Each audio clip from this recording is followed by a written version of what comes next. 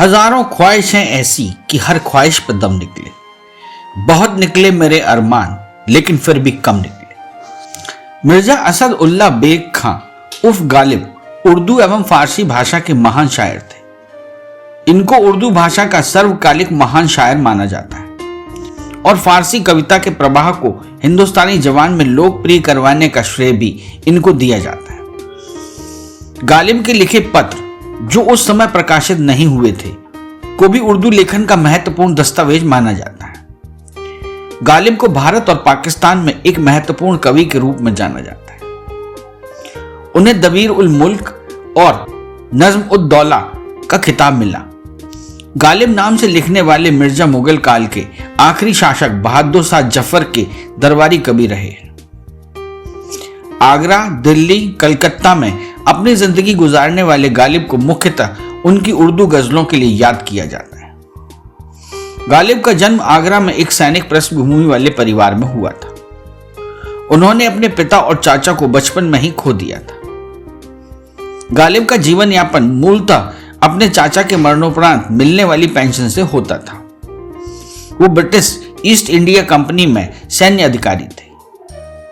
गालिब की पृष्ठभूमि एक तुर्क परिवार से थी और इनके दादा मध्य एशिया के समरकंद से सन 1750 के आसपास भारत आए थे। उनके दादा मिर्जा कोबान बेग खान अहमद शाह के शासनकाल में समरकंद से भारत आए। उन्होंने दिल्ली, लाहौर व जयपुर में काम किया और अंततः आगरा में बस गए। उनके 2 पुत्र व 3 पुत्रियां थी। मिर्जा अब्दुल्ला बेग खान और मिर्जा नसरुल्ला बेग खान उनके 2 पुत्र थे। मिर्जा अब्दुल्ला बेग खान, मिर्जा गालिब के पिताजी ने एक कश्मीरी लड़की इज्जत उत निशा बेग से निकाह किया और वे अपने ससुराल में रहने लगे। उन्होंने पहले लखनऊ के नवाब और बाद में हैदराबाद के निजाम के यहाँ काम किया। उनकी 1803 में अलवर में युद्ध के दौरान मौत हो गई। उस समय मिर्जा गालिब केवल 5 साल के थे। चाचा मिर्जा नसरुल्ला बेग खान ने उनका पालन पोषण किया। इनके पूर्वज तुर्की में रहा करते थे। इनके पिता लखनऊ के नवाब के यहाँ काम करते थे, लेकिन 1803 में इनकी मौत हो गई, जिसके बाद छोटे से मिर्जा को उनके चाचा ने बड़ा किया। 11 साल की उम्र से ही मिर्जा ने कविता लिखना शुरू कर दिया था। मिर्जा ने 13 साल की उम्र में उमराव बेगम से शादी कर ली। मिर्जा साहब ने लाहौर, जयपुर, दिल्ली में काम किया था। बाद में वे आगरा आकर रहने लगे। अपनी हर रचना वो मिर्जा या गालिब के नाम से लिखते थे। 1850 में बहादुर शाह जफर के सत्ता में आने के बाद मिर्जा गालिब को मुख्य दरबारी बनाया गया। राजा को भी कविता में रुचि थी। 1854 में मिर्जा इनको कविता सिखाने लगे। 1857 में जब ब्रिटिश राज से मुगल सेना की हार हुई, तब पूरा साम्राज्य नष्ट हो गया। मिर्जा साहब को इस समय उनकी आय मिलना भी बंद हो गई थी। केवल 13 वर्ष की उम्र में उनका निकाह नवाब इलाही बख्श की बेटी उमराव बेगम से हो गया। इसके बाद वो अपने छोटे भाई मिर्जा यूसुफ खान के साथ दिल्ली में बस गए, लेकिन उनके छोटे भाई की एक दिमागी बीमारी की वजह से छोटी उम्र में ही मौत हो गई। उनके 7 बच्चे पैदा होने से पहले ही मर गए। उन्होंने सोचा अब ये दुख तो जीवन के साथ ही खत्म होगा। उन्होंने एक कविता में इसका जिक्र किया है, कैदे हयात ओ बंद ए गम। असल में दोनों एक हैं।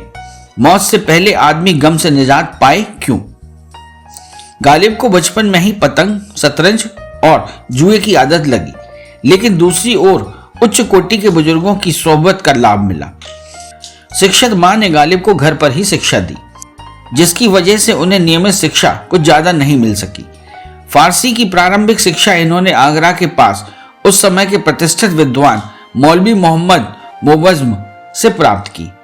ज्योतिष, तर्क, दर्शन, संगीत एवं रहस्यवाद इत्यादि से इनका कुछ न कुछ परिचय होता गया।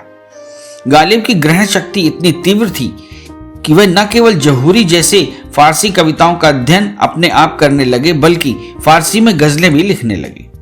कहा जाता है कि जिस वातावरण में गालिब का लालन पोषण हुआ, वहां से उन्हें शायर बनने की प्रेरणा मिली।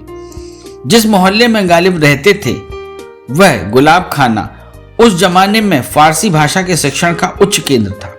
वहां मुल्ला वली मोहम्मद, उनके बेटे शमसुल जोहा, मोहम्मद बदरुद्दोजा, आजम अली तथा मोहम्मद कामिल वगैरह फारसी के एक से एक विद्वान वहां रहते थे। शायरी की शुरुआत उन्होंने 10 साल की उम्र में ही कर दी थी, लेकिन 25 साल की उम्र तक आते आते बड़े शायर बन चुके थे। अपने जीवन काल में ही गालिब एक लोकप्रिय शायर के रूप में विख्यात हुए। 19वीं और 20वीं शताब्दी में उर्दू और फारसी के बेहतरीन शायर के रूप में उनकी ख्याति दूर दूर तक फैली तथा अरब एवं अन्य राष्ट्रों में भी वे अत्यंत लोकप्रिय हुए। गालिब की शायरी में एक तड़प, एक चाहत और एक कशिश का अंदाज पाया जाता है जो सहज ही पाठक के मन को छू लेता है। 1850 में शहंशाह बहादुर शाह जफर II ने मिर्जा गालिब को दबीर उल मुल्क और नज्म उद दौला के खिताब से नवाजा। बाद में उन्हें मिर्जा नौशाह का खिताब भी मिला। वे शहंशाह के दरबार में एक महत्वपूर्ण दरबारी थे। उन्हें बहादुर शाह जफर II के ज्येष्ठ पुत्र राजकुमार फखरुद्दीन मिर्जा का शिक्षक भी नियुक्त किया गया। वे एक समय में मुगल दरबार के शाही इतिहासविद भी थे। गालिब की मुगल दरबार में बहुत इज्जत थी और वो उन पर व्यंग करने वालों पर शायरी लिख दिया करते थे। उनकी 15 फरवरी 1869 को दिल्ली में मौत हो गई। गालिब पुरानी दिल्ली के जिस मकान में रहते थे उसको गालिब की हवेली कहा जाने लगा और बाद में उसे एक स्मारक में तब्दील कर दिया गया। गालिब की कब्र दिल्ली के निजामुद्दीन इलाके में निजामुद्दीन औलिया के नजदीक बनाई गई। मिर्जा गालिब सीरियल में गजलें जिनको जगजीत सिंह ने बहुत सुंदर तरीके से गाया है। आह को चाहिए एक उम्र, बस के दुश्वार हैं हर काम, दिल ये नादां तुझे हुआ क्या है, दिल ही तो है ना, दोस्त गम ख्वारी में मेरी, हर एक बात पर कहते हो तुम, इश्क मुझको नहीं, न था कुछ तो खुदा था। ये कुछ प्रसिद्ध गजलें जो सीरियल में जगजीत सिंह व चित्रा सेन द्वारा गाई गई थी। सीरियल में गुलजार, जगजीत सिंह व नसरुद्दीन शाह जैसे महान हस्तियों का अभूतपूर्व मिलन है। ऐसे महान कलाकारों को एक साथ काम करते देख एक सुखद अनुभूति होती है। आज के समय में ये नामुमकिन है, लेकिन उस समय के इस सीरियल को देख हम फिर से यादें ताजा कर सकते हैं। गालिब के जीवन से जुड़ी कुछ खास और रोचक बातें जो उनके प्रति आपका नजरिया बदल देंगे। यह किस्सा गदर के दिनों का है। तब सभी अंग्रेज मुस्लिमों को शक की नजर से देखते थे। दिल्ली शहर मुस्लिमों से खाली हो रहा था। उन दिनों गालिब ने जगह नहीं छोड़ी। कुछ फिरंगी उन्हें कर्नल के सामने ले गए। उनकी पोशाक देखकर कर्नल ने पूछा, क्या तुम मुसलमान हो? हाजिर जवाब गालिब ने कहा कि आधा। उन्होंने पूछा, आधा यानी क्या? जवाब मिला कि शराब तो पीता हूं लेकिन सुअर नहीं खाता। यह सुनकर कर्नल अपनी हंसी न रोक सके और गालिब को छोड़ दिया। असल में गालिब ने बचपन से संघर्ष देखा और तमाम उम्र संघर्ष से उभर नहीं पाए, लेकिन संघर्ष की भट्टी में तप कर वे निखरे और उनमें बेहतर हास्यबोध का विकास हुआ। पेंशन के लिए वे अक्सर शहर दर शहर भटकते रहते और इन किस्सों का जिक्र वे चुटीले अंदाज में अपने शेर के माध्यम से करते। बात बात पर गालिब का नाम लेकर सतही शायरी करने वालों को यह जानकर हैरत होनी चाहिए कि उन्होंने अपनी शायरी का बड़ा हिस्सा असद के नाम लिखा है। असल में उनका पूरा नाम मिर्जा असद उल्लाह बेग खां उर्फ गालिब था। उनकी शायरी सस्ती लोकप्रियता लिए हुए नहीं थी, बल्कि उसमें गहन साहित्य और क्लिष्ट भाषाई उच्चता भी समाहित थी। गालिब को पत्र लिखने का बहुत शौक था। यूं कहें कि पत्र लेखन की कला के पुरोधा उन्हें कहा जा सकता है। उन्होंने बात बात पर पत्र लिखे और इतने दिलकश अंदाज में लिखे कि हर पत्र अपने आप में एक मास्टरपीस बन गया। उनके लिखे हुए कुछ अप्रकाशित पत्र आज उर्दू साहित्य की अहम विरासत माने जाते हैं। उन्होंने इन दोनों नामों से अपना काव्य रचा, लेकिन बहुत कम लोग उन्हें असद के तौर पर जानते हैं। यदि जानते भी हैं तो वे उन्हें असद के तौर पर स्वीकार नहीं कर पाते। कारण बताया जाता है कि गालिब शब्द तो तंज है, वह असद में नहीं।